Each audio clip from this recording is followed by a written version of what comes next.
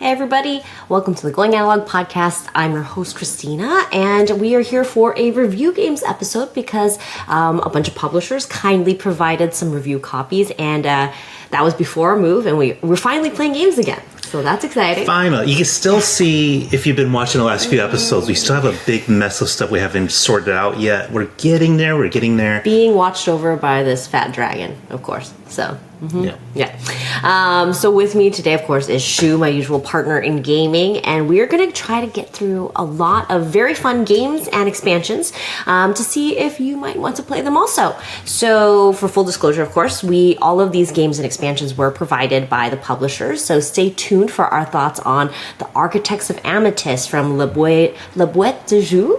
Oh, you said it so well before we started recording. The new edition of Medieval Academy from Blue Cocker, Combo from Happy Camper, and Star Trek Star Realms from Wise Wizard Games and UVS Games. Then we have a bunch of expansions of some of our favorite games recently. There'll be, Evergreen, Pine, and Cacti, Ancient Knowledge Heritage, Sky Team Turbulence, and Rebel Princess Happily Never After, of course. So stay tuned for that.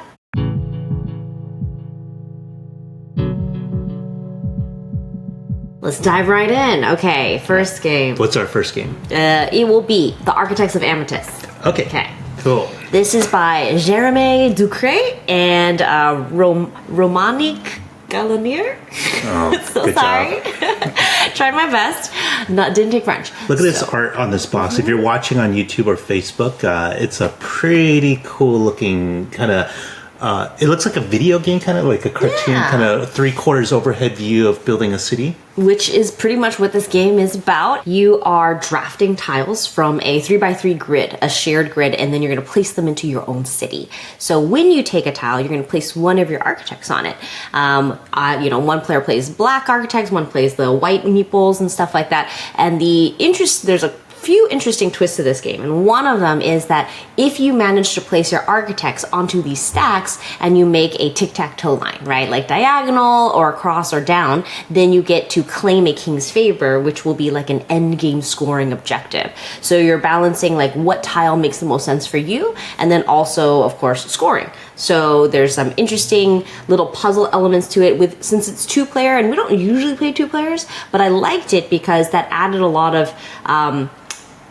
It was like a simple enough game that you could keep track of the other players' scoring strategy pretty well and then try to block them or not. You could play it more solitary, things like that. But there was a good tension there with 2 players. Yeah, I really like this game. Like, as soon as we played it, I'm like, oh, I could really get into this. So I think there's too many games where it's like, put this tile next to this tile or have this placed in a certain way so that it scores in combos. There's a lot of nature-based games like this, and I think that's one of the reasons I'm like tired of nature-based games generally. Not all of them. There's definitely some good ones, but it's like, place this card next to this card and it'll combo this way. But that tic-tac-toe element of the drafting adds another layer of like, oh man, Christina's about to make 3 in a row. Should I block her or should I go after the tile that I want? It's going to give you a lot of points, right? Yeah, so it's like you have to make those kind of decisions.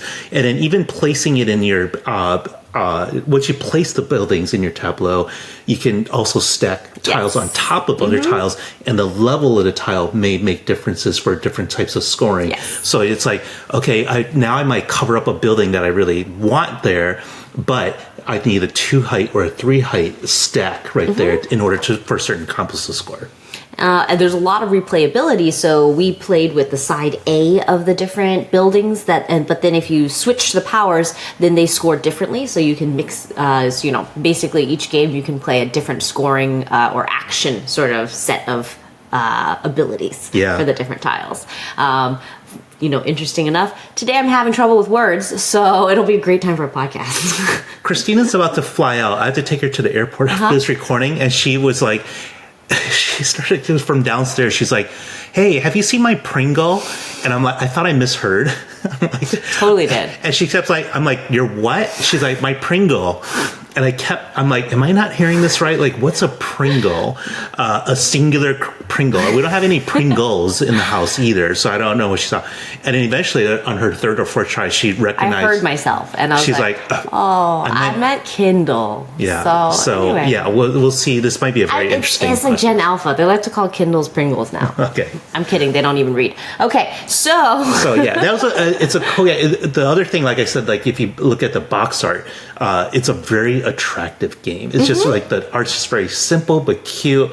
A lot of details, and you're seeing the city kind of good come amount to life. of decisions, and it's a quick game. Yeah. So for like a 30-ish minute game, you're making some fun decisions. You're really building up a scoring engine in different ways, and watching out for how the other person's doing. So I do wish when I was done playing, I'm like, I wish this were a multiplayer game somehow. I understand the two is multiple.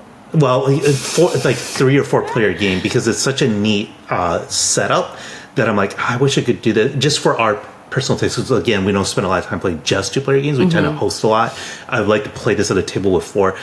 That changes the tic-tac-toe thing because that's a 2-player dynamic. So I get why it's a 2-player game, but I'm like, man, if they could take this system and build it into a 4-player game somehow, that'd be really cool. Be a weird tic-tac-toe board. Yeah. Bigger one. But maybe the publisher will hear this. We would love that. The designer, yeah. Make And the a designer. 4-player version of this would be so designer has to cool. get it published. So, Yeah. but yeah, we really liked this game. Very cool 2-player.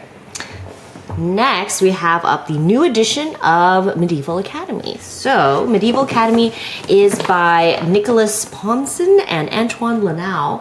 And so we have the old edition of this, or we did. We right? did. We got rid of it because this new one was coming out. Yeah, and Shu has loved this for quite a while. Medieval Academy, the original one was published by Yellow Games. I've always liked it, and I always want to break it out, but then Christina's never in a mood because the art's not that great. It's like this, the old game was this like very exaggerated, cartoony, kind of childish cartoony art, but not in a like a great aesthetic, because this new art is also cartoony, but it's a little bit more refined. It's modern and refined. So it's like if you're watching on YouTube or Facebook, and where I'm holding up the box right now, you can see, if you've ever seen an old one, I like this art a lot better. And there's cats. Sort of cute. Yeah. So the basic idea is in this game there's a few regions. Like in this game they're more academically themed. In the old, well, it's the same, I think, as the old one. But there's like you're in a medieval academy, right? You're training to be a knight. So you might go on a quest to defeat a dragon. You might go do jousting. You might study. You might just relax. So there's all these cards that represent those different regions, and then you get a hand of them, and you'll pick ones, and they range from numbers 1 through 5 that indicates its power. So a 5 Dragon Quest card is way more powerful than a 1 Dragon Quest card. So you take one, pass the cards around, take another one from the next pile you're given, and you draft these cards. And then you have to play them in player order. And then this is where I think a lot of the strategy comes in. Well, it is where the strategy comes in, because whenever you play a card, like for example, if I play a 3 yellow, which is the jousting track, then I'm going to move my token up on that jousting track. And then if Christina plays a 2 jousting track card, she moves 2. There's 2 different jousting tracks she could pick from. So after we all play our cards, then we're going to see who's farthest up on all of these tracks, and they're going to score in different ways. Like the jousting track score every round out of 6 rounds. I think it's called the King's track. It only scores at the end of rounds 3 and 6, but they give you a lot of points if you're ahead on those tracks. Some of them are only at the end game, where like the Dragon Quest, it scores a ton of points, but only if you're in the front at the very end of the game. It only scores at the end. And then there's some tracks that are like, hey, if you don't do well, if you're not keeping up, you actually score negative points, so you just want to get out of last and second to last place and so on. So, but the order really matters, because like if I start going aggressively on one track, then Christina might be like, I'm going to focus my efforts elsewhere then, and then go elsewhere. But and then there's also my favorite part of the game. One of the tracks, if you're far enough along, they'll give you bonus movements on other tracks of your choice. So it's a little surprise after. So it's like a little surprise. Mm-hmm. Sorcerer City has it's kind of a similar kind of function where it's like, oh, I can invest or draft cards into this area, and then this will help me bump up and get ahead of people in another track. So there's all these little small decisions, but it's a very light game at the same time. So I love that decision of like, which track do I want to go, or when do I want to play this? Do I save this for later so I surprise people, or do I play this now to kind of establish my lead?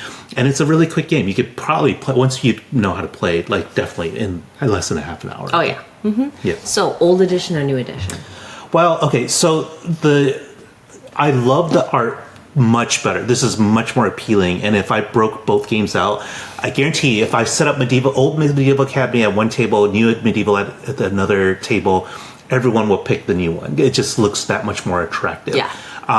The main thing, my complaint about this, in an old game, each of those areas that I defined, like the jousting, the King's Quest, the Dragon's Quest, all those different areas were indicated by these large tiles, and they had different art. Is clearer where you had to go. Like if you just like broke it down, like forget about the art aesthetic, and you just had to figure out, where do I want to go on this track? There's 6 different tracks in the game, right? That was much easier to do in the old game. In the new game, like if you look at the board, it's on the back of this box as well. It's a little cluttered because it's showing a castle, it's showing forests and mountains. It's very flavorful, but sometimes you're like looking around for these tracks. You're like, where is the orange track and where is it? It's just busier. It's a busier board as a net. So I still would pick this version overall, just because the main, it still overall looks great, but it's just from a usability perspective, it does take a slight step down compared to the other one. This also has, if you've played the original ones, it had expansions. This is built into this game too. So there's a night board, and it changes up how some of the tracks work. So that's a nice bonus too, is you don't have to buy the extra stuff. It's all included in the game now. Cool. Medieval Academy. Yeah. Cool. Next, we're going to move on to Combo, which is published by Happy Camper, and the designs by Equan Kwan. This is actually a reskin or reimplementation of another game we've played called Surfasaurus Max. So very different theme. In this game, it's just a card game. You are going to be playing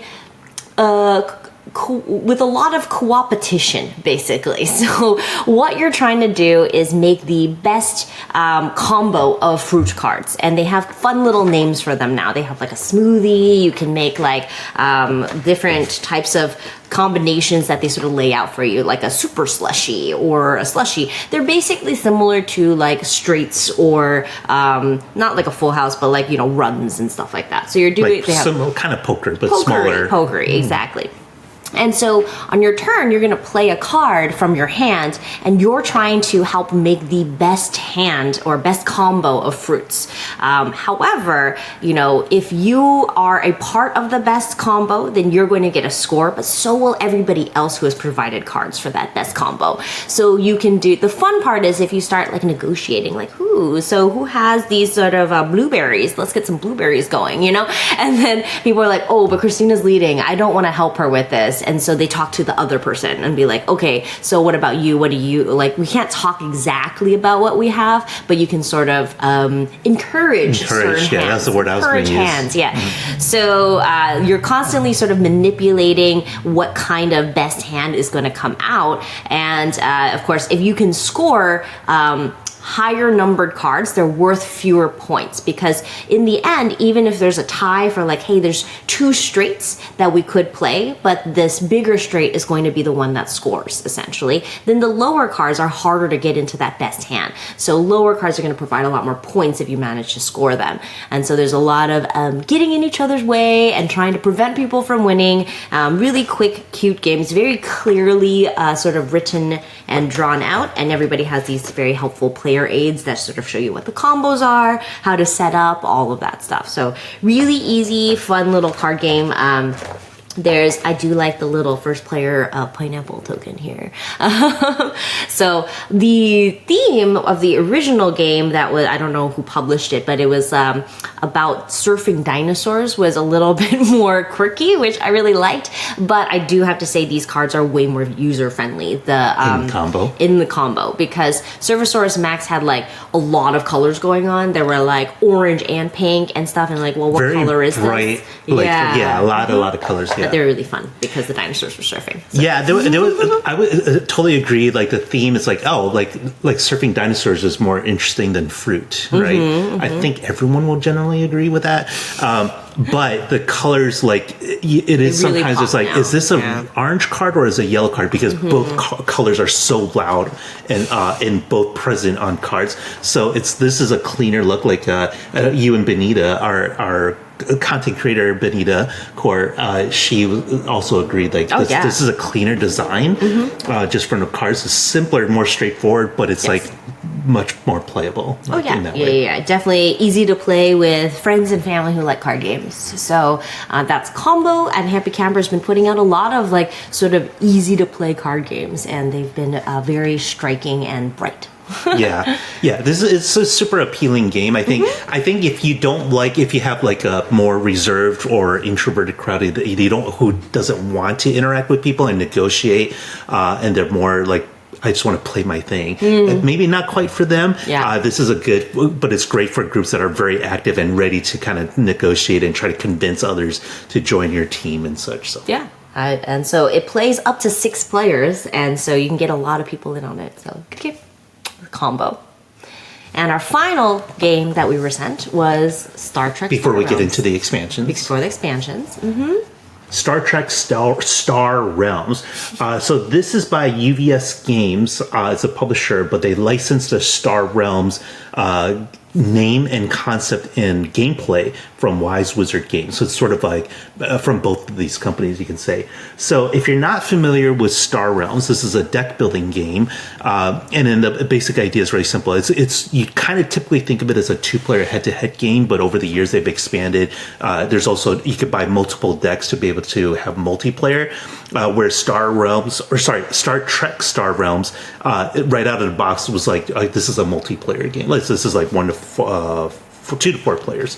So in it, there's 4 factions. It's a pretty straightforward deck building games by today's standards. I think it's like there's 4 different factions, so these are the colors of the cards, and then if you combo them, if you like play the cards in the right order and you get certain cards that combo off each other, they'll do more. So for example, the red faction tends to like the cull cards, so you could get rid of the weaker cards from your deck, so you draw the strong ones more often.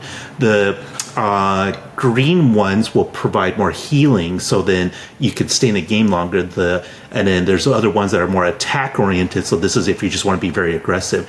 And then again, the cards typically will be like, if this is played with another card of this faction, it's going to trigger this combo and then do additional damage or let you do additional effects. It also has like similar to... So the colors are different factions, like Klingon factions and Romulans and stuff? Yeah. Well, I was going over like basic Star Realms first, right? The interesting part is the Star Trek part, too. Well, okay. Well, here's the thing. I'll just get to it since you're getting to it. This Star Trek Star Realms is just Star Realms. It's like there's not a ton there that's different from the base Star Realms game, other than the factions, the Klingons, the Federation, etc. The art, of course, they're all based on Star Trek. Klingons are red, right? I believe so. Yeah, I'm pretty sure they are. So I'm a little mad that Shoes played this without me, because I'm the Star Trek person, and And she also loves deck building games. And I love deck building games, and he's been gatekeeping this for me. I don't understand. Well, you've been busy or traveling or something. So if you already have Star Realms and you're perfectly fine with it, and you don't care that much about the Star Trek IP, this is a completely unnecessary game. You don't need this at all, because it's like it feels exactly the same. There's no new mechanics. There's no new function.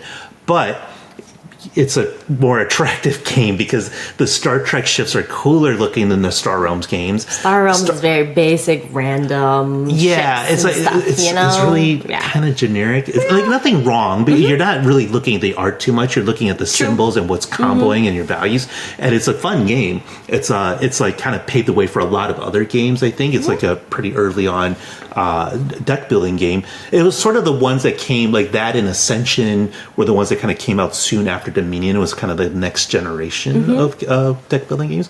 But yeah, for Star Trek, if you don't have Star Realms, and you like Star Trek, this is the way to go, because again, it's the cards I think are more attractive looking.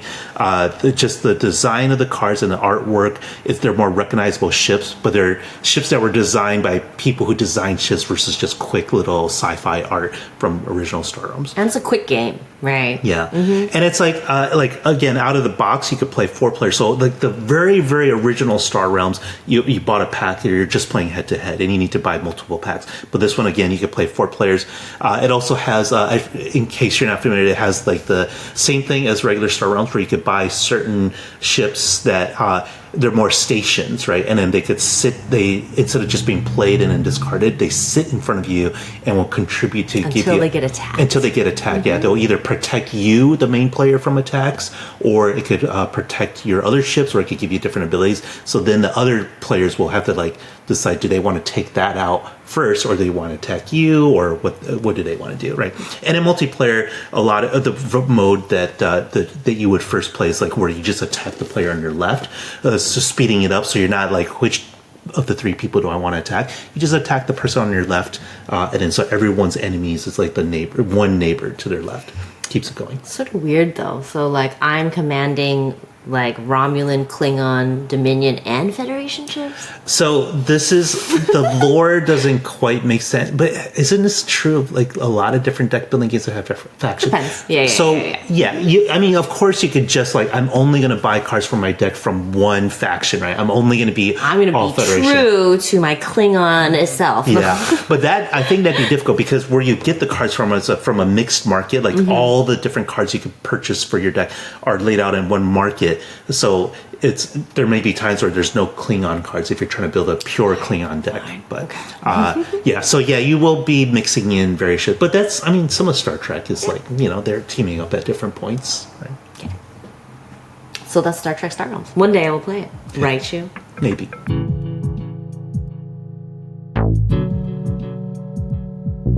Moving on to our expansions, we got in some, we requested a bunch of these expansions because we like the base game. So the first one that we just played last night too was actually the Pines and Cacti expansion of Evergreen. So Evergreen by Hjalmar Hawk,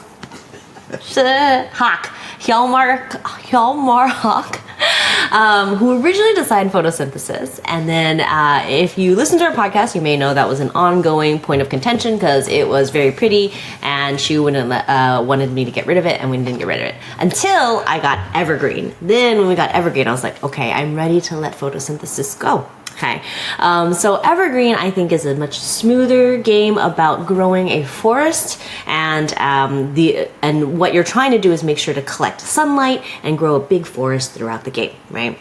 It has it's a very straightforward, fun, smooth playing game where the sun is coming in a certain direction. So as you plant your sprouts and grow them into trees, you want to make them in an effective, efficient plan so that they will gather as much light as possible and not shade each other as they're competing for that sunlight. But then in the next season, that sun is going to move again and to another, we're 90 degrees away and now come from another direction. So you're drafting cards for both a basic action and also the power of the card. And every time you take a power of the card, it upgrades it and becomes more powerful also. So a lot of fun little interacting decisions there. And then the card that is not drafted will also affect how much your big trees are worth at the end of the game. So a lot of little things to balance. So what Evergreen, Pines, and Cacti do is there's a basic number of, I think, 7 bonus action types in the base game. And so Pines are a new module, and so is Cacti, and you can use them to replace the previous actions of your choice. And then on the board, they give you a little overlay so you can cover up the old action with either Pines and Cacti. So they do some fun, twists on things. So the pine module is going to grow a sprout into a small pine tree. And so the small pine tree, it acts like a normal small tree, but it cannot grow into a big tree unless it's in the shade at the end of a light collecting round, right? So, it's struggling to find more sunlight. It will bolt and grow taller if it is in the shade at the end of a scoring round, essentially. Okay, then it will, be tall and gather light and all of that good stuff too.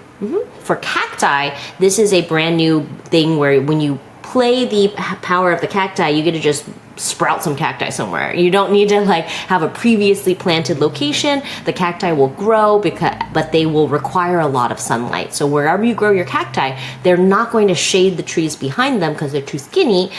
They will totally gather light for you. But if at any time after the scoring round it is in the shade, it will actually die and ruin your forest, basically. So that happened to me. I went hard on the cacti just to see what would happen. And there were a couple times where it cost me some points because I didn't notice that some of my cacti would be dying, and that sort of sucked. Yeah. So both photosynthesis and kind of the predecessor to this and Evergreen both have this shade mechanic where the sun's moving around, but in Evergreen, because it's 90-degree increments, I think it's much easier to read and understand the board, where photosynthesis had 6 sections, so there's some diagonal things that you're just man, eventually... You don't like diagonals, it's true. No, it's true. He's an orthogonal thinker.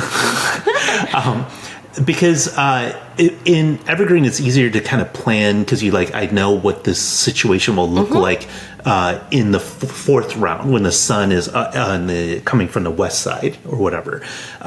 But yeah, so it's a really pretty game. It's more abstractified. The trees are just these cute little tokens. The treeples. Yeah. And when you look at your board, it just looks like this kind of...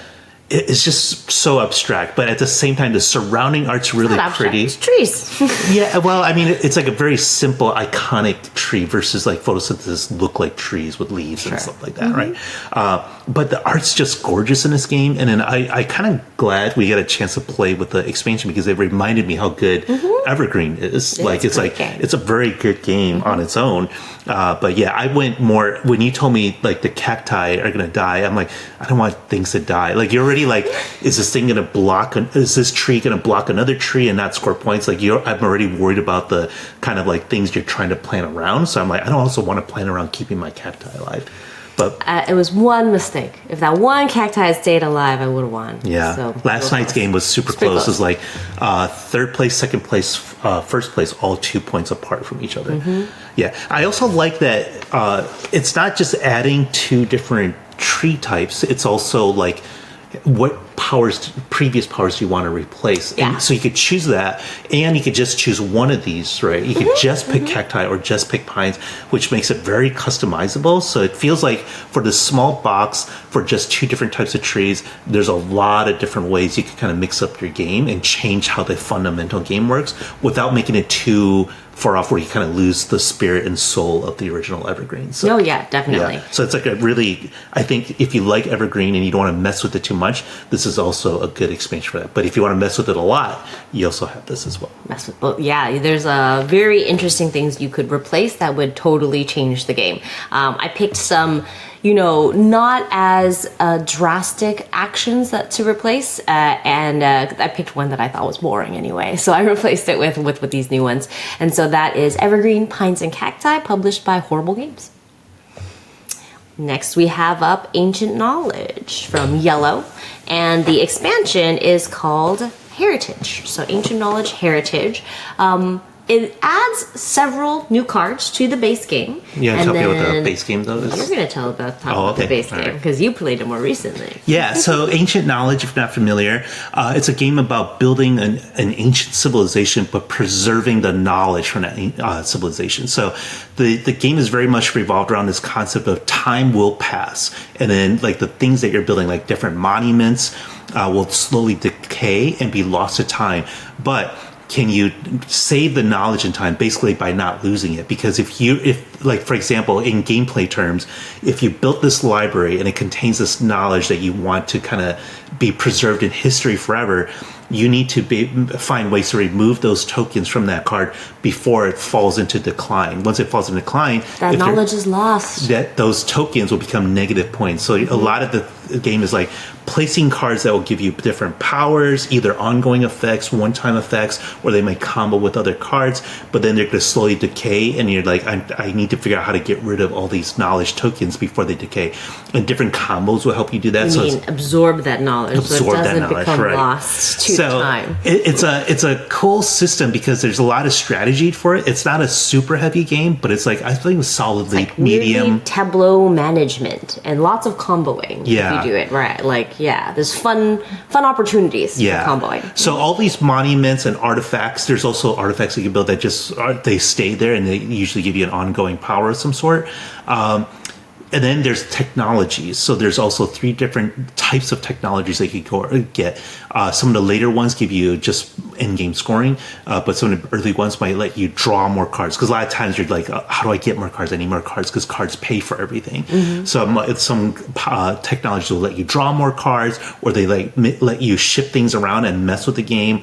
So for example, one building that's almost about to decline, you could almost kind of rewind time for it and move that card back to the top of the queue, and then let it ride this journey a little bit longer. So it's a really cool game. We both really like the base game, Ancient Knowledge. When we got this expansion, initially I was a little disappointed because it added more technology cards, more artifact cards, and more monuments. And the monuments now, these are the main cards that you're playing in the game. Some of them have, now the new ones have dual actions. So it's sort of like, okay, instead of just giving you one thing, it might give you 2 things. Like it's going to give you an ongoing power plus every time the time shifts gives you a power, or it might give you a one-time power plus one of those. So there's now cards that have double powers, which is fine. But then when you look at this content, it's like, it doesn't really change a whole lot for a deep game, right? Like there's another game we're going to talk about where it's the same thing. It's just adding a little bit more content without changing any base mechanics. But I was like, this is all it is just a few more cards. That's great. Like I'll take it. But the deck of cards in the original Ancient Knowledge is so big, and you're just adding a few, you'll probably see some of these, but it doesn't change that much. So I'm like, it's fine. I'm glad to have more cards, but that's a whole expansion box for that. But then I'm like, because the other part of this game is the solo mode. There's 2 different solo modes. One is just like a standalone. You just play this once, record your score, and there's different scenarios that they set up. Like, okay, here, try this intro one. There's a more difficult one, where they'll give you certain objectives that you need to challenge before 18 rounds are finished, or 16 rounds, I think it is. So there's this time will pass, and then you're going to have to keep track, and you just have to make sure, like, I have to accomplish these goals, and then certain things will happen to kind of mess things up for you or change things, certain events. They also give you a power that you can use that's a one-time power in the game that's like, okay, when I choose to use this, I could save this for the right time to help get me back on track or whatever. And then there's also a campaign mode with the solo mode where you play through a series of these in a row. It's called a heritage mode. So it's also solo, but it's like now it's a bit of a more campaign. And so initially, again, the initial disappointment was like, you and I typically don't play a lot of solo games. Yeah, because you shamed me. I shamed you Early once. on in our gaming career together, we got really into Thunderstone, deck builder game. Great, back in the day. And then one night, she was busy, so I played solo mode of Thunderstone, and he came back, and he was like, what? You played a solo mode? Yeah, I know. That was, she keeps reminding me of this. But anyways. I could have had such a different gaming career. Yeah. Well, because, like, basically half of this expansion is the new solo mode. He had to play the solo mode. I'm going to try this. And so there was like finding an evening where you weren't around, we didn't have any plans, I didn't have to work, whatever. And I'm like, okay, I'm going to play this. And it's like, okay, this is fun because it's the same mechanic. Because a lot of this game, there's not a ton of player interaction to begin with. Yeah, you can force people to have extra negative points that they have to deal with. They might have to get rid of a monument, something like that. Those don't even come up that often, right? Yeah.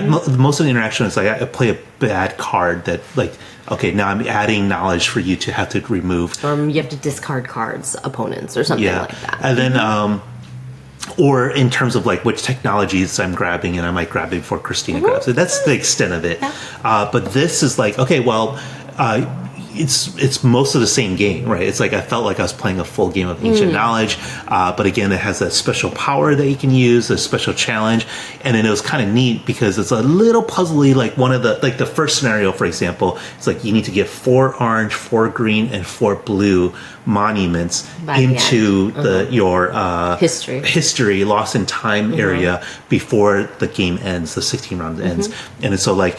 You have to plan for that and play a little bit differently, but then the next scenario is going to be different. The next scenario is going to be different. So it kind of makes you play the base game a little differently and plan for that. And it was super rewarding when I'm like, oh, if I get this here and I do this right, and it's going to end right at exactly how I want, then I started to shift focus into how do I score more points so I have a higher end score. So, it was pretty fun. So if you're into solo modes or you have the opportunity to, or you just want some more cards, this is Ancient Knowledge. Shu will report back when he's played through the whole campaign. So that's a lot. It's like there's a lot of scenarios in here. So.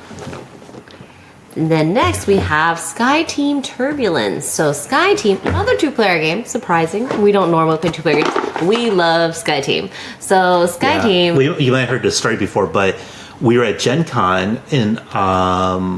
which booth were we in? No, we were at a Scorpion Mask event or Hachette or something. Maybe it's a Hachette event. Yeah. Oh, yeah, sorry, that's right. Because they're a group that publishes... They have a bunch of tables and demos running on, and then we just kind of walked by, and we saw Sky Team, but we're like... just kept walking by, and then someone said, oh, do you want to play this 2-player cooperative game? I'm like, we don't play a lot of co-op games, and we don't play a lot of 2-player games, but we also, I didn't want to tell somebody, no, I don't want to see your game. So we're like, okay, sure. And we sat down, we're like, this game is fantastic. And we're like, we almost missed it at the time. But yeah, it's a 2-player game. We are pilot and co-pilot trying to land a plane into various airports. Different airports or different scenarios with different numbers of planes to avoid and clear out of the way by going to the radio tower. The pilot has to get the landing gear down while the co-pilot has to get the flaps out so that we can slow down appropriately.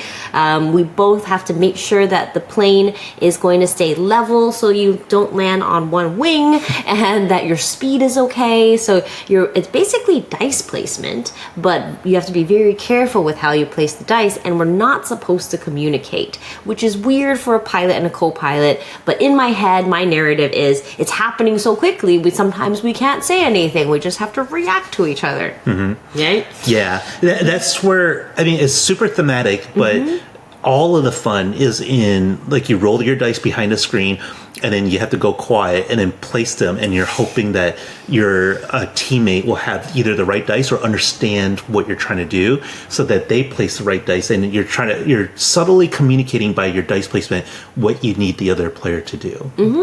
And then there's like little dice amelioration things, like you can just dump a die into the coffee break room because then you get a little coffee, which lets you add or subtract numbers to your die so that you can better achieve those different goals. So the base game, pretty straightforward, but you have a bunch of tasks to like tick off before you can land. But the fun part of the base game is like there's a lot of different airports, and they start getting harder and harder in terms of their challenges. So in Turbulence, they add in even more sort of modules and airports for new challenges that you have to balance. Maybe some equipment has gone wrong, and then they're going to be broken until you fix it, or there's penguins and so yeah, the penguins is just like this cute thing where instead of needing, there's airplanes in the way before you get to the airport, and you need to clear them. There's just penguins, and the game even says, the instruction book's like, we know penguins can't fly, but this is a cute thing. Just kind of deal with it, right? So yeah, this adds several new airports and runways to have to deal with, and a bunch of new gameplay that comes with it. Like there's one with alarms where, like as you said, when there's little alarm icons on the airport track. When it comes up, when it's the current turn and you see an alarm icon, you have to flip over one of these tokens at random, and then now that action that it represents on the back is closed off until you put a die on that alarm. And then, like you said, there's the penguins, and then we also played, what was the other one that we played where there's one where we had one fewer die, or there's bad visibility and turbulence. Oh, the engines broke.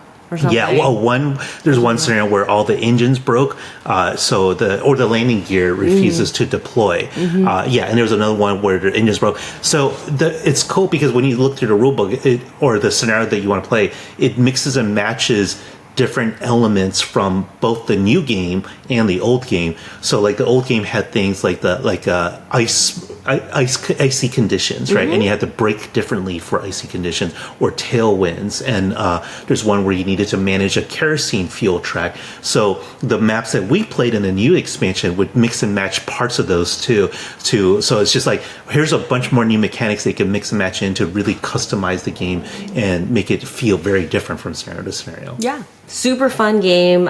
So the expansion, especially if you've played through SkyTeam and you're like an ace piloting duo, you can get more challenges by going to the expansion. Although I do think it is weird that when you fail, then everybody dies. Yeah. Anyway.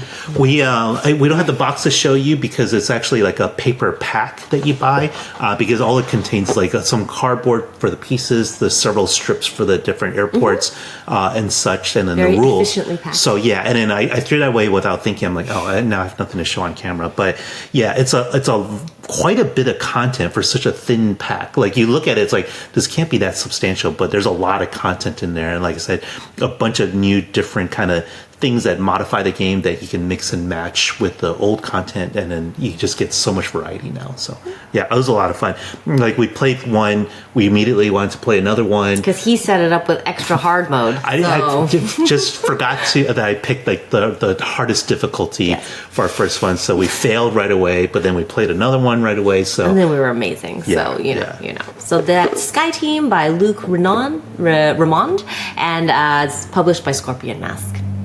Our final expansion we have here for you is the expansion for Rebel Princess called Happily Never After. Love the theme of this game. It's so cute, from Bezier Games. And it's basically hearts, like it's trick taking, but you're really trick avoiding, because in the base game, you are playing cards and typically trying to avoid a specific type of suit, the prince cards. They are trying to entrap you with all of these marriage proposals, essentially. So every marriage proposal that you get is a positive point, and you want, playing with golf rules, the lowest score, essentially, right? And so you're playing cards to try to dump those princes on the other princesses, right? And then hidden in one of the animal suits, the green one that's not the prince suit, there is a frog prince, of course. And unfortunately, if you get the frog prince, that is 5 proposals, because he is so grateful for being not a frog anymore, I guess, right? On the surface, the game seems like, okay, cool, this is like hearts, it's like trick avoiding, but you get to play a specific different princess every time, where you have a once per round power. And then the fun part that I really like about this game is the randomized sort of events. So you play 5 rounds for the full game, and each round you have a different event that changes the rules. It changes, like, do you have to pass a certain number of cards in a direction? Maybe scoring is different, like things like that. And then the expansion adds several new events that we played with, just so we could see the new content, and some new princesses also. Yeah, 2 new princesses in a box. There's also a promo that comes with this new release, so you could get a potential third princess. The princesses are one-time powers that you use per round. So you would just flip the tile over to indicate that you use it, and it messes with things. Like, for example, it can be pretty powerful. Yeah, like one that I played last night that I called Snow White, even though she looks nothing like Snow White. The Swan Princess? I think it was a swan. Anyways, so she would let me, when it's my turn, choose to play last, which is very powerful in that round. And then Grant had one where you could swap 2 cards. So that I hated that. That one was super mean. Right? It. Yeah. So if it's like, I'm going to lose a trick, because you want to lose most tricks, and then he's going to win one, but with the card he has, he could flip his princes over and then swap those 2 and make it so that I win this terrible trick and stuff. So it's only once a round, but I read Riding Hood, and what she could just literally ask somebody for a specific card, and if they had it, they had to give it to me, and I had to return back a card of that same suit. So that was sort of fun. I did it usefully a couple times. Yeah, because you did it with also like, okay, I don't want to win this trick. I'm going to ask for this really crappy card so I could lose this particular trick. So in the new I think the new princesses are fine. Like they're interesting and they're pretty mean, but that's a lot of this game. There's two things in Rebel Princess as a whole I love. Like one is the theme, right? It's just a fun theme of like you're a princess who doesn't want the proposals. You don't want the classic fairy tale moment. You're rebellious. But two are those events that you say that you mentioned. So again, you can play with 3 or 5 if you want to play a shorter game or a normal length game. But the new ones are a lot of fun. Like one of them, for example, that we played, you would have to you would pick a card from your hand, put it face down, and that number on that card is the number of hand tricks that you're predicting you will win, and if you meet that number, you get a bonus. So a lot of other new trick-taking games do this. My favorite was they called it, it's getting drafty in here. So like, like in a ballroom and everything, but you're drafting your entire hand, which with that control, I actually finally did well. My first round was horrendous because I got some dumped on, and then I was like, okay, well, I might as well shoot the moon, because in Rebel Princess, you can try to collect all of the proposals. If you do, then you become the rebel of the ball, and then you get to reject everybody. So you need to collect every single proposal, and then you get -10 instead of your positive 15 or whatever that might be. But of course, Grant ruined that, or you did? No, Grant ruined it, I think he ruined it. So he took like one proposal and I was screwed over. Oh, I did that. Yeah. Yeah, the it's getting drafty event. It's like, okay, now you take your cards, you put them aside, keep 2, give the rest around, and then so everyone's drafting now, which was really drafted interesting. an amazing hand. It was so good. And I've never seen that done in a trick-taking game before, and so and then there was another one where it's like, okay, it flipped the script, and then now it's like it becomes a classic story, and you actually want proposals because now they're negative points and such. So these. I really like these because it felt like every round was almost a new game. But without being overcomplicated. It wasn't like, oh, we have to learn a bunch of new rules, and now what do you do? And we have to look at the instruction book. It's like, oh, okay, this changes things. Sometimes we would look in the book just for a quick clarification at the But it was pretty self-explanatory. It was pretty self-explanatory. So it's like, every round felt very different. You played it very differently. So that's like, it's so amazing because the game just doesn't overstay its welcome. It felt like, oh, I'm playing this, which was inspired by these other games. And I'm playing this mechanic now, which is very different. And then sometimes I almost want to play more of that because the drafting one was so much fun. I'm like, man, I could play a whole game of just that mechanic, but that's just one round. So every game is just really cool. So you can mix these new event cards with the old ones, and then you could pick them, you could randomize them, but there's a lot of ways to really make your game feel different. And we say that a lot. It's very cliched, like all these different modular setups can make your games feel different. But in Rebel Princess, there it's are like a lot of scenarios. It really changes. Like it makes it feel like a different game, but not so much so that it becomes unfamiliar. It's really great for like if you have trick-taking ADHD and you want like different versions of this game every time, and it's like just little tweaks, but it makes it really interesting and fun. Plus you have your princess power, so it's good times. It's really cool. And so this is the one I kind of alluded to earlier, where it's strictly adding new content, but the content itself changes the gameplay versus like it's introducing a new mechanic. So that's really cool. I'll tell you the biggest thing that upsets me though. What? So this is it's not a box per se, it's just like it comes in this little booklet. It's like cute. It's a hardcover book. This is the container that contains all your princesses and then your new event cards, but all the contents in here fit in the original box. So this thing is just gonna get tossed out, but it's so nice. It's like nicer than a box. It's like this little booklet and it's so cute, and I kind of want to, you could keep it, but it's just like, now that you wouldn't keep this content separately, you would put it in a main box. We have too many games. Yeah, right. So I'm like, I think we gotta have to recycle this thing, but it's just like a really cute little package here. So that is the expansion for Rebel Princess, Happily Never After, and we hope you enjoyed hearing us just ramble about games, and maybe you found a game that you're interested in.